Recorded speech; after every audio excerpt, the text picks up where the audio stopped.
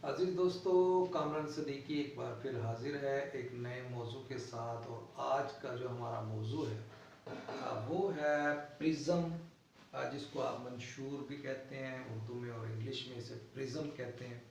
चश्मा साजी में इसकी अहमियत कितनी है इसका अंदाज़ा आपको इंशाल्लाह मैं समझाऊंगा। तो प्रिज्म को समझने से पहले चंद एक ज्योमेट्री की कुछ चीज़ों को समझाना चाहता हूँ जो हमारे चश्मा साजी में ज्योमेट्री की बुनियादी टेक्निक को समझना भी बहुत ज़रूरी है। तो एक तो मैं आपको यहाँ ये बताऊँगा कि ज्योमेट्री की चंद एक इश्काल को समझाना चाह रहा था, उसके बाद हम ये प्रिज्म पे बात करेंगे। आप जानते हैं कि सबसे पहले हमारे चश्मा साजी में जितने भी हमारे विजन ग्लासेस होते हैं वो राउंड यानी कि गोल होते हैं। ये भी एक यूँ समझ लें कि ज्योमेट्री की एक शक्ल है, और जो बिल्कुल जिसको आप दायरा कहते हैं। और इस दायरे का एक मरकजी नुक्ता होता है जिसको आप हम अपने चश्मा साजी में इसको ज्योमेट्रिकल पॉइंट कहते हैं। किसी भी दायरे का जो मरकज होता है, इंतहा मरकज, उसको हम ज्योमेट्रिकल सेंटर कहते हैं। और ज्योमेट्रिकल सेंटर जो है वो, और दूसरा जो है, और इसको इसका कतर कहा जाता है जो एक साइड से लेकर दूसरे साइड तक का होता है। ये एक शक्ल है, इसको समझ लिया, बिल्कुल आसान सिंपल सी चीज़ है। इसके अलावा एक शक्ल और मैं आपको समझाऊंगा, और ये है आपकी मुरब्बा। मुरब्बा किसको कहते हैं ये हमारे चश्मा साजी में इतनी इसकी अहमियत तो नहीं है, लेकिन आप इसको जानना आपके लिए ज़रूरी है। ऐसी शक्ल जिसके तमाम इज़ला, इसको ज़िला कहते हैं, तमाम इज़ला बराबर हों। बंद कर दें। अच्छा, जैसे मैंने अभी आपको दायरे के बारे में बताया, दूसरी शक्ल होती है जिसको स्क्वायर कहते हैं या मुरब्बा कहते हैं। इसके तमाम इज़ला जो हैं ये मसावी होते हैं, और इसके चार कोने होते हैं। तमाम ज़िले एक दूसरे के बराबर होते हैं, और हर इसका चारों एंगल, ये देखिए, एक एंगल ये है इसका, एक एंगल ये है इसका, एक एंगल ये है, और एक एंगल ये है। इन चारों एंगल 90 डिग्री के होते हैं, और इन चारों एंगल का जो मजमूआ होता है वो 360 डिग्री होता है। इसी तरीके से एक और शक्ल है जिसका चश्मा साजी में हमारे आपको उसकी अहमियत का अंदाज़ा होगा। उसको हम कहते हैं मुस्ततील। मुस्ततील के दो, ये देखें,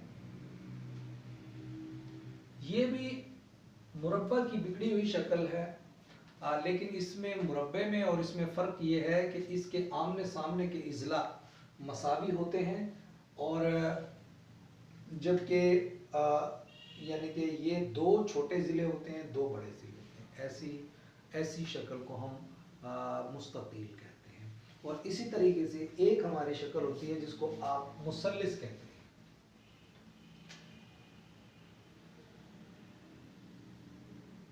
ये शक्ल जो है इसको हम मुसल्लिस कहते हैं, और ये भी ज्योमेट्री की होती है, और इसका जो भी जितने भी एंगल हैं ये 60 डिग्री के होते हैं।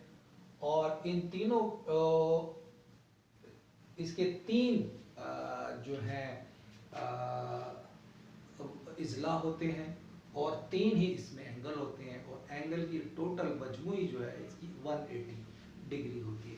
तो ये थोड़ा सा मैंने आपको इसलिए समझाया कि ये चीज़ें भी आपके लिए जानना ज़रूरी होती हैं।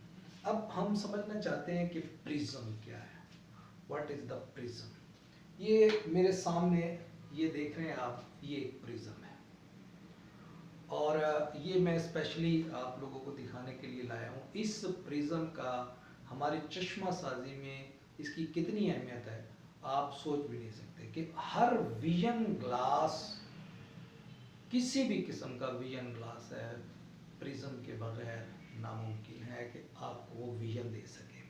अच्छा, इसको अगर हम देखते हैं तो ये देखें, इसकी जो इसकी कुल 5 साइडें हैं, 1 2 3, इनकी 3 साइडें जो हैं वो आपकी मुस्ततील हैं, जिसके दो इज़ला आमने सामने के बराबर हैं, और इसकी दो सतह, दो साइडें, एक ये और एक ये पीछे वाली, ये आपको मुसल्लस की शक्ल देती है। और ये अब हम इसको, ये मैंने आपको दिखाया। अब जितने भी दीगर, अगर आप ये विजन ग्लास देखते हैं जिसमें ये आप देखें कि ये आपका कॉनकेव लेंस है, और कॉनकेव लेंस को अगर आप काटते हैं तो इसकी तमाम साइडों में, अब इसमें एक और ये आपका दूसरा कॉन्वेक्स लेंस है, और कॉन्वेक्स लेंस को भी आप देखें कि ये राउंड अबाउट है।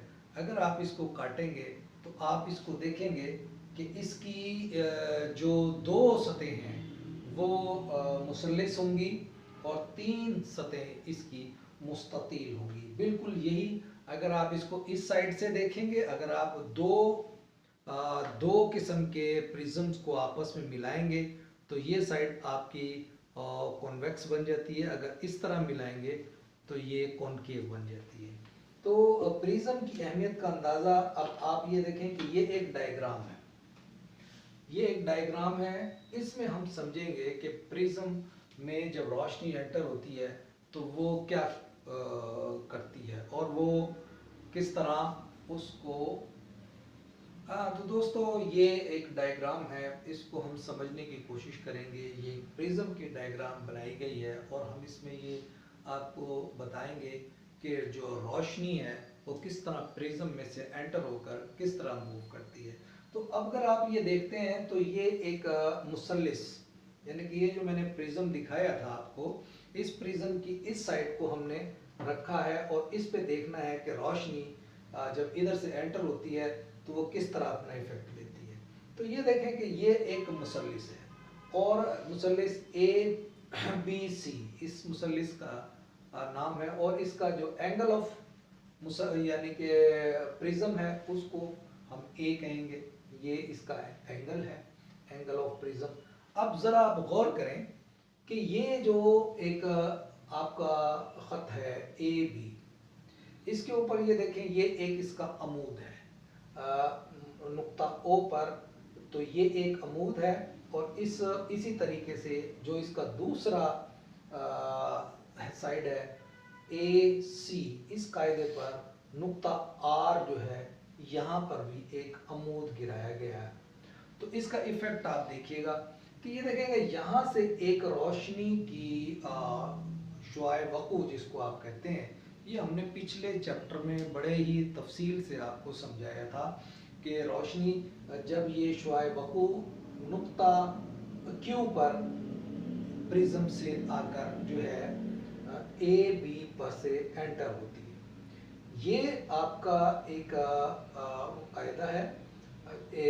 यहाँ से जो आपका PQ रोशनी है यहाँ आकर टकराती है, और यहाँ से असल में इसको, असल जो इसका रास्ता है इस रोशनी की शुआ का, अगर ये सीधी जाती है तो आप ये देखें, ये इसका रास्ता है, इसको सीधा ऐसे जाना चाहिए, लेकिन ये जब प्रिज्म में दाखिल होती है तो ये PQ के नुक्ते के ऊपर ये यहाँ से ये R की पे आती है, और यहाँ पर ये जो आपका AC पे जो इसका अमूद है वहाँ से सेम यानी कि बिल्कुल सीधी ये कायदे की तरफ इसके मुड़ जाती है। ये इसका ये BC जो इसका कायदा है इसकी तरफ ये मुड़ जाती है।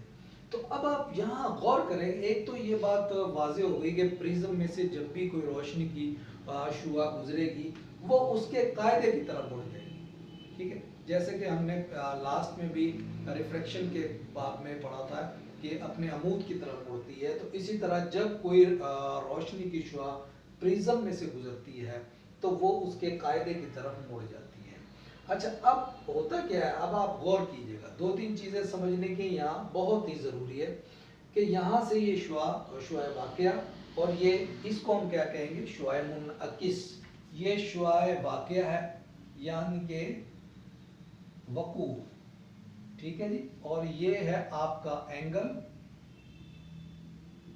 ऑफ प्रिज्म, और ये है आपका शुआए मुनअकिस, यानी कि ये शुआ आपकी यहाँ से नुक्ता Q पर आकर एंटर होती है यहाँ इस, और यहाँ से निकलती कहाँ से है, ये नुक्ता R से बाहर निकलती है, बिल्कुल यूं समझ लें कि सीधी इसमें से यहाँ से आकर और उसके बाद ये मुड़ती है, मुनक्किस होती है, तो ये इसके कायदे की तरफ मुड़ जाती है, मुनक्किस हो जाती है। असूली तौर पे अगर आप ये देखें, अब यहाँ एक और चीज देखें, हमने यहाँ पर भी अमूद एक गिराया, एक अमूद हमने यहाँ से गिराया। अगर आप इन दोनों को देखते हैं तो ये बिल्कुल एक नुक्ते के ऊपर जनाब ये आ रहे हैं और यहाँ आकर मिल जाते हैं। और ये देखें यहाँ ये एक दो एंगल अब आपके बन रहे हैं। एक एंगल शुआए जो आपका जो वकू है उसका और उस अमूद का एक एंगल, ठीक है। ये जो आपने अमूद डाला है इसके ऊपर, वहां से ये जो है इस अमूद का जो ये एंगल इसने बनाया है, शुआ जब गुजर के यहां से हिट हुई है वो, और इधर से अगर आप देखें जो ये जो इसका शुआए मुनक्किस का असल, तो इसको अगर आप देखते हैं तो इसका ये रूट बनता है, इसका ये रूट बनता है, लेकिन ये बिल्कुल अपने एग्जैक्ट एंगल के, अगर आप इसको इस तरह देखते हैं तो ये जितना इसको आप बढ़ाएंगे, जितना इसको आप बड़ा करेंगे उतना ही ये बड़ा हो जाएगा, जितना आप इसको कम रखेंगे ये उतना ही कम हो जाएगा। अब एक स्टेज ऐसी आएगी कि जब अगर आप इसको बढ़ाते जाएंगे तो ये एक स्टेज पे ऐसी आएगी कि ये कम करते चले जाएंगे, सॉरी, तो ये एक स्टेज पे आकर यहाँ मिल जाएगा, फिर ये बढ़ना शुरू हो जाएगा। तो ये सारा जो हमने आपको प्रिज्म के हवाले से बताया है, और रिफ्रैक्टिव इंडेक्स के ऊपर भी अभी मैं बात करता हूँ कि ये जो हम ये क्या चीज़ होती है, इसको भी समझने की पहले आप प्रिज्म में जो आपकी रोशनी है वो किस तरह, अब आप ये देखें, ये मैंने आपको बताया ये आपका एक कॉनकेव लेंस है। कॉनकेव लेंस के अंदर अगर आप इस कॉनकेव लेंस को देखते हैं तो ये बिल्कुल गोल है। ये मेरा ख्याल ये आपको पूरे तरीके से समझ में आ गई है। इसमें फिर भी अगर कोई समझने की बात है तो ये देखें कि ये शुआए वकू है जो हमने पिछली दफा भी आपको समझाया था। यहाँ से ये पी क्यू के उस पर ये सीधी, और यहाँ से ये मुनक्किस होती है इसके कायदे की तरफ, नीचे की तरफ। तो ये एक असूल है कि जब भी रोशनी प्रिज्म से गुजरेगी, जो भी शुआ प्रिज्म से गुजरेगी वो उसके कायदे की तरफ, यानी कि अगर इधर से एंटर हो रही है तो वो इधर से ऐसे इसके ये कायदे की तरफ जो है वो मूव करेगी। तो अच्छा, यहाँ मैं एक दो चीज़ें और समझाना चाहता हूँ। मैंने आपको जो हमने अभी बात की है और प्रिज्म के हवाले से, ये प्रिज्म में जब रोशनी एंटर होती है तो वो किस तरह मूव करती है, इसके ऊपर हमने तफसीलन एक डायग्राम बनाकर आपको समझाया है। अच्छा, अब आप ये देखें कि ये अब आपके पास एक कॉनकेव लेंस है, ठीक है। अब आपने ये देखना है कि कॉनकेव लेंस एक, अब कॉनकेव के भी बायो कॉनकेव, बायो कन्वेक्स और जो कॉन्वेक्स, और इनको भी हमने समझना है। पहले तो आप ये समझिए कि सिंपल हम कॉनकेव को समझने की कोशिश करेंगे और कॉन्वेक्स को समझने की कोशिश करेंगे। तो कॉनकेव में जैसे कि कोई भी आपका वियन ग्लास है, मैंने आपको बताया एक इसका मरकजी नुक्ता होता है जिसको आप ज्योमेट्रिकल पॉइंट कहते हैं। इसकी बड़ी एक अहमियत होती है, ख़ास तौर पे अगर आप, और इसमें एक और चीज़ होती है जिसको आप कहते हैं ऑप्टिकल पॉइंट। एक आपका है ज्योमेट्रिकल पॉइंट,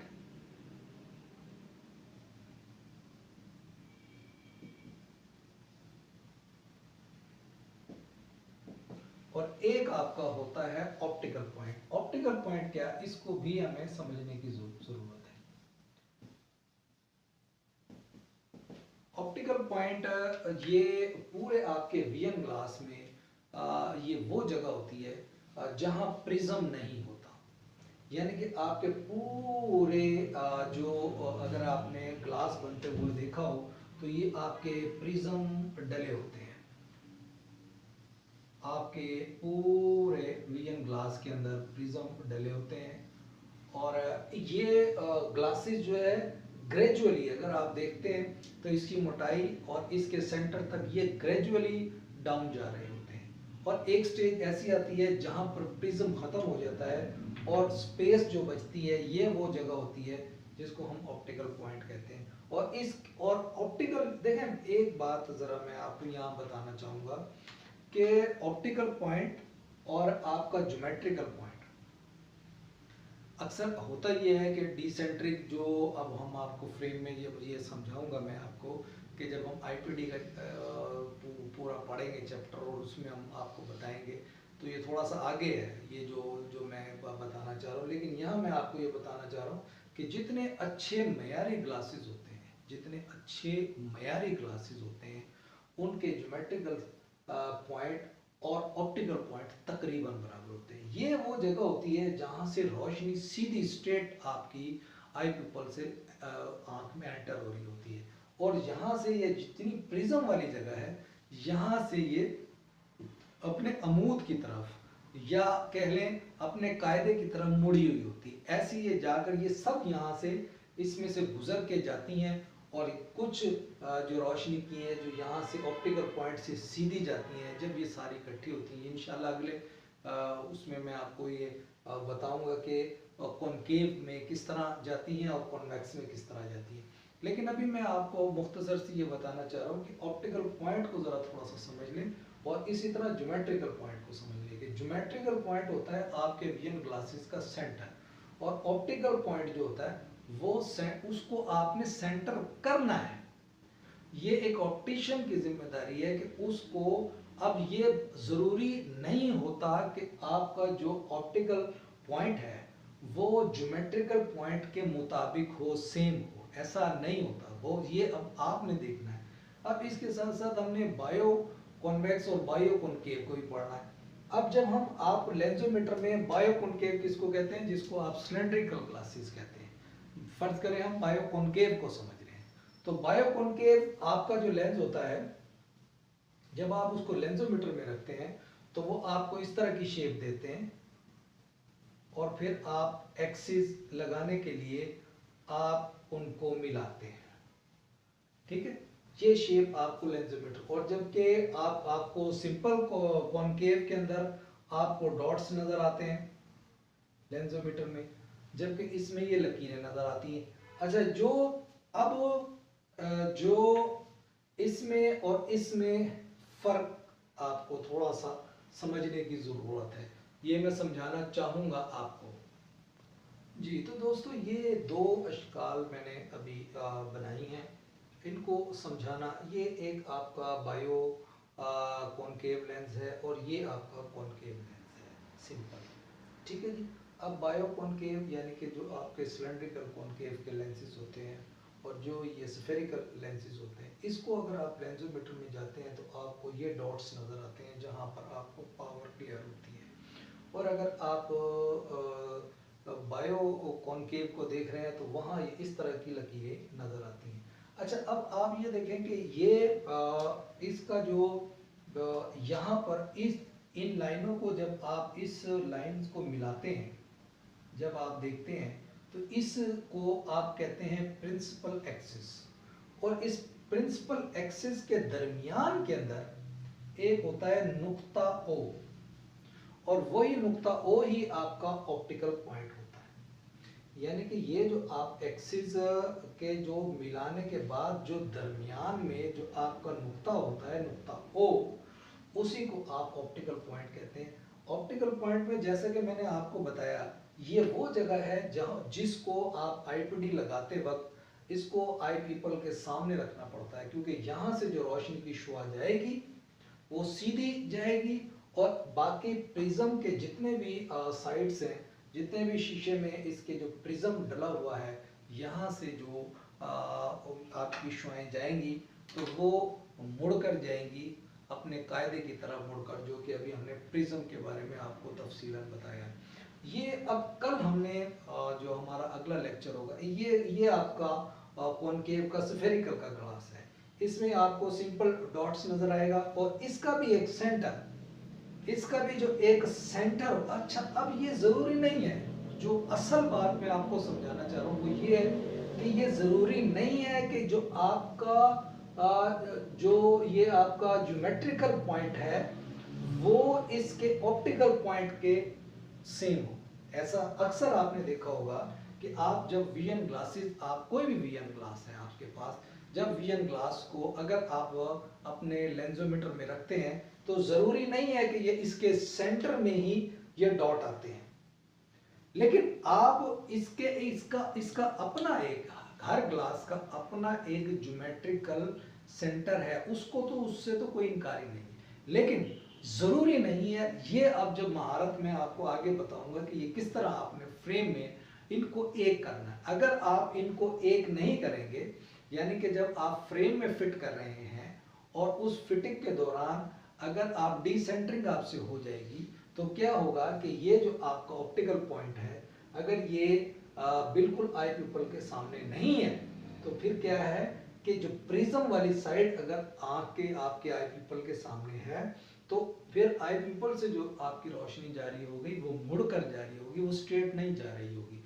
इसलिए आई पीपल के सामने जो आप आईपीडी लगाते हैं, आपकी जो पीपल के सामने आईपीडी जो आप लगाते हो, इसी वजह से लगाते हैं कि इस पॉइंट से इस पॉइंट को आपके आई पीपल के सामने होना चाहिए।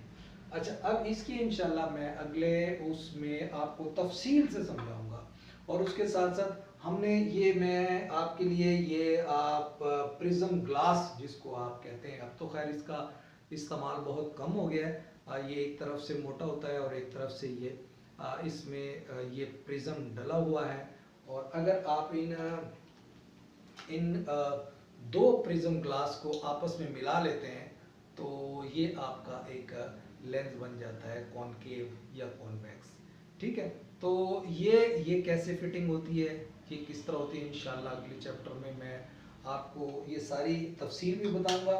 और उसके बाद असल ये है कि अब हमने बताना है कि कॉन्वेक्स लेंस के अंदर किस तरह शुआएं एंटर होती हैं और किस तरह ये तस्वीर बनती है, और इसी तरह कॉनकेव में भी। यहाँ जो मैंने बताने का मकसद था कि प्रिज्म की अहमियत का अंदाज़ा आपको हो गया है। ये प्रिज्म मैंने इसीलिए मैं आज लेकर भी आया था और आपको ये दिखाया कि इस किस्म का ये प्रिज्म होता है।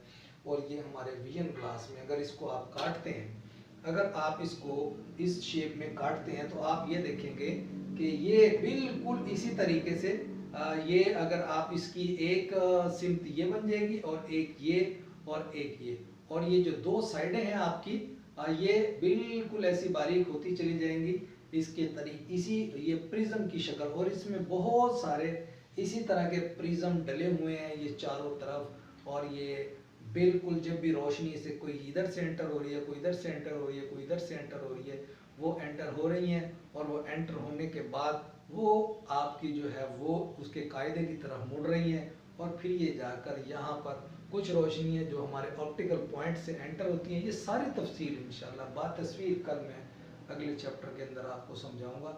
आज बताने का मकसद ये था कि बहुत सारी ज़रूरी चीज़ें थी, और ये अभी देखें अगर आपने लेंस का, अभी आप मेरे से बहुत सारे ऐसे सवाल करेंगे,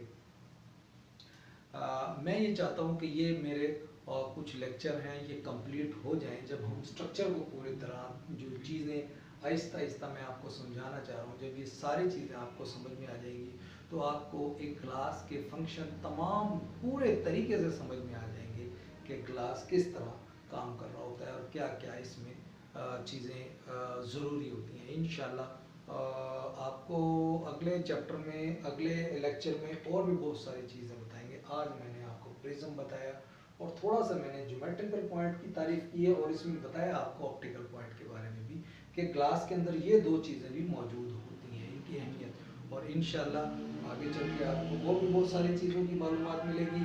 उम्मीद है आज का जो हमारा वीडियो लेक्चर है आपको पसंद आया होगा। अपनी राय ज़रूर दीजिएगा और कोई सवाल हो तो ज़रूर पूछिएगा। ओके, अल्लाह।